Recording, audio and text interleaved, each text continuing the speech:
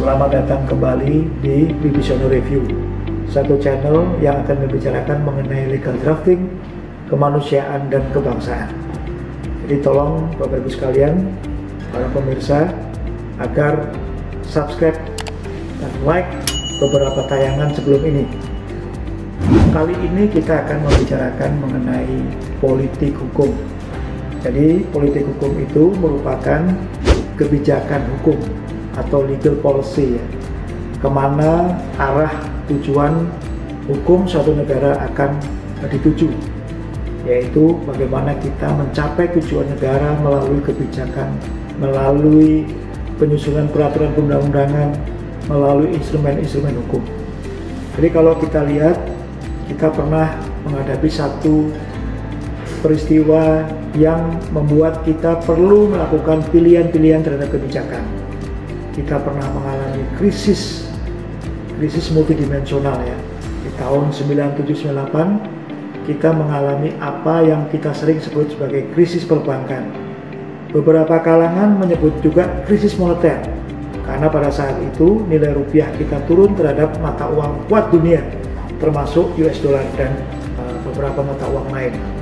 Kemudian krisis itu juga merupakan krisis politik juga, karena pada saat itu pemerintah Indonesia yang sudah 32 tahun, satu rezim kuat yang sudah memerintah selama 32 tahun, yaitu Orde Baru, kemudian juga terpaksa harus diganti atau tumbang.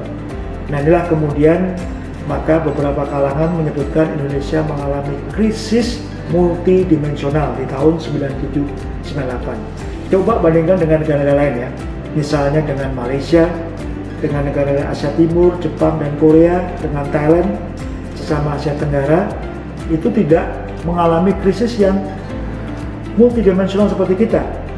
Misalnya di Malaysia, saat itu pemerintahannya justru tetap, ya, Mahathir Mohamad. Kemudian juga Thailand, seperti kita ketahui, Thailand ini merupakan satu monarki konstitusional. Di sini ada faktor raja, sehingga meskipun pemerintahan berganti, banyak sekali kudeta, tetapi secara umum pemerintahan tidak mengalami krisis sebagaimana yang pernah kita alami, atau pergantian secara mendadak, ya, seperti yang kita alami ketika kita mengalami sekaligus masa reformasi seperti tahun 97-98. Jadi ada hal yang menarik di situ, bahwa kita kemudian merespon krisis itu dengan berbagai macam kebijakan. Salah satunya adalah dengan mengubah Undang-Undang Perbankan, yaitu Undang-Undang Nomor 7 Tahun 92 dengan Undang-Undang Nomor 10 Tahun 98. Di Undang-Undang 10 Tahun 98 itu ada dua pasal penting yang mungkin kita bisa diskusikan terkait dengan politik hukum kita atau legal policy tadi. Jadi begitu kita mengalami krisis, kita kemudian menyusun satu pasal yang memungkinkan kita untuk membentuk badan khusus. Badan khusus yang diatur dalam pasal 37A Undang-Undang Perbankan.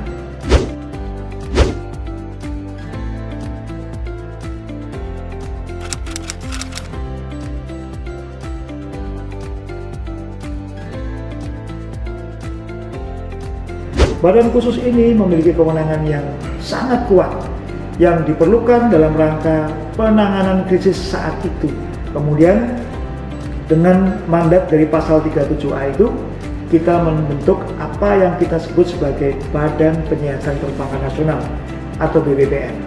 BPPN itu sendiri kemudian dibentuk dengan peraturan presiden, tetapi pada dasarnya dia melaksanakan, badan itu melaksanakan pasal 37A Undang-Undang Perbankan. Sehingga pada saat itu ketika PP pelaksanaan pasal 37A itu, yaitu PP 17 tahun 99 itu di judicial review, kemudian itu berhasil dipertahankan karena memang PP itu diterbitkan berdasarkan kewenangan Undang-Undang Perbankan Undang-Undang 10 tahun 98 yang mengubah Undang-Undang 7 tahun 92. Dengan undang-undang itu kemudian dapat dilaksanakan program penyiasan perbankan nasional.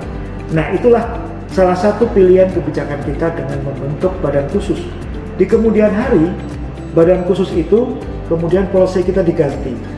Untuk penanganan krisis kita lebih condong untuk mengoptimalkan fungsi lembaga penjamin simpanan. Hal itu tertuang dalam Undang-Undang Nomor 9 Tahun 2016 mengenai pencegahan dan penanganan krisis sistem keuangan.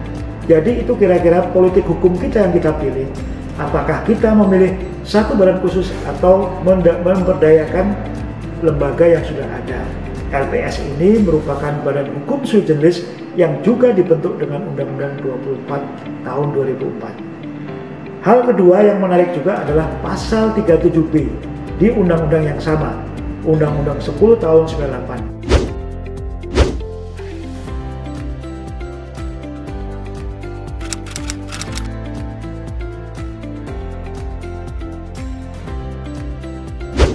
Di pasal 37B itu disebutkan bahwa untuk menjamin simpanan nasabah penyimpan akan dibentuk LPS.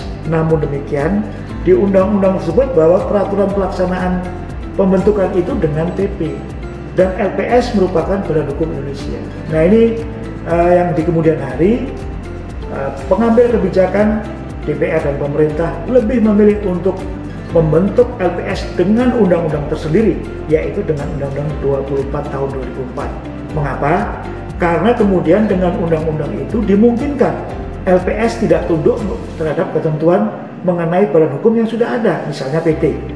LPS kemudian tunduk hanya kepada undang-undang itu, yaitu Undang-Undang 24 tahun 2004. Di situ sekaligus undang-undang itu membentuk lembaga penjamin simpanan. Itu yang pertama. Yang kedua, mengapa kemudian lebih dipilih untuk membentuk undang-undang pendirian LPS dengan undang-undang, kewenangan LPS dengan undang-undang, meskipun di pasal 37B itu disebutkan bahwa ada mandat atau delegasi kepada PP, namun mengingat nantinya LPS akan menghimpun premi dari perbankan, itu artinya dia menghimpun juga dari masyarakat untuk kepentingan negara, maka agar itu sesuai dengan pasal 23 Undang-Undang Dasar 45, dulunya adalah ayat 2, pajak harus dengan undang-undang, kemudian diperbarui dengan pasal 23A Undang-Undang Dasar 45 setelah amandemen, yaitu semua pajak dan pungutan untuk negara harus dengan undang-undang. Makanya kemudian para pengambil kebijakan atau tadi legal policy kita, pilihan hukum kita adalah kemudian membentuk LPS dengan undang-undang. Nah ini sangat menarik ya. Demikian juga ketika kita mulai memilih LPS, ataukah LPS juga punya kewenangan yang lain ya, menjamin dana masyarakat dan juga menjaga stabilitas sistem keuangan, itu kemudian juga dituangkan di LPS. Jadi ya guys, kita punya pilihan bahwa LPS hanya sebagai pay box, atau LPS juga berfungsi untuk menjamin stabilitas sistem keuangan. Jadi itu pilihan-pilihan hukum yang harus diambil oleh para pengambil kebijakan untuk mencapai tujuan negara. Itu bisa berarti membentuk undang-undang atau peraturan perundang-undangan baru atau mengganti peraturan perundang-undangan. Demikian para drafter, stay tune di channel ini.